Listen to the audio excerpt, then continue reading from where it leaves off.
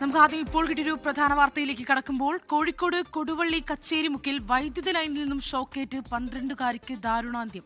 കച്ചേരിമുക്ക് കളത്തിങ്കൽ റഷീദിന്റെ മകൾ തൻഹയാണ് മരിച്ചത്. വീടിന്റെ ടെറസിന് മുകളിലൂടെ കടന്നുപോകുന്ന വൈദ്യുതി ലൈനിൽ അബദ്ധത്തിൽ കൈ തട്ടിയാണ് മരണം.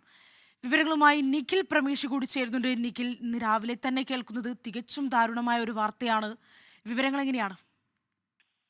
ശ്രീനിധി, വളരെ ദാരുണമായിട്ടുള്ള ഒരു സംഭവമാണ് കൊടുവള്ളിയിൽ ഉണ്ടായിരിക്കുന്നത്. കൊടുവള്ളി കച്ചേരിമുക്കിൽ നിന്ന് പുറത്തു വരുന്നത്.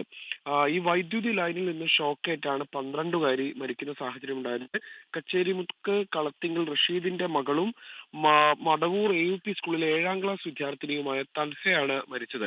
വൈകിട്ട് 6 മണിയോടുകൂടിയായിരുന്നു അപകടം. ഈ കച്ചേരിമുക്കിലുള്ള ഇവരുടെ വീടിനോട് ചേർന്ന് കടന്നു പോകുന്ന ഇലക്ട്രിക് ലൈനിൽ അബദ്ധത്തിൽ ഈ കുട്ടി പിടിക്കുകയായിരുന്നു. അങ്ങനെയാണ് ഈ അപകടം ഉണ്ടായത്. ഇവിടെ പഴയ വീടിരുന്ന സ്ഥലത്ത് നിന്ന് വളരെ മുകളിലായിരുന്നു, അല്പം മുകളിലായിരുന്നു ഈ വൈദ്യുതി ലൈൻ കടന്നു പോയിരുന്നത്. എന്നാൽ പുതിയ വീട് നിർമ്മിച്ചതോടുകൂടി വൈദ്യുതി ലൈനിനോട് ചേർന്നായി വീടിന്റെ മുകൾ ഭാഗം വന്നു. ഇത് മാറ്റി സ്ഥാപിക്കാത്തതാണ് ഈ ദുരന്തത്തിന് കാരണമായത്. അപകടം നടന്ന ഉടനെ തന്നെ കൊടുവള്ളിയിലെ സ്വകാര്യ ആശുപത്രിയിൽ ഈ കുട്ടിയെ എത്തിച്ചെങ്കിലും ജീവൻ രക്ഷിക്കാനായില്ല. മൃതദേഹം ഇപ്പോൾ കോഴിക്കോട് മെഡിക്കൽ കോളേജ് ആശുപത്രിയിലേക്ക് മാറ്റിയിരിക്കുകയാണ്.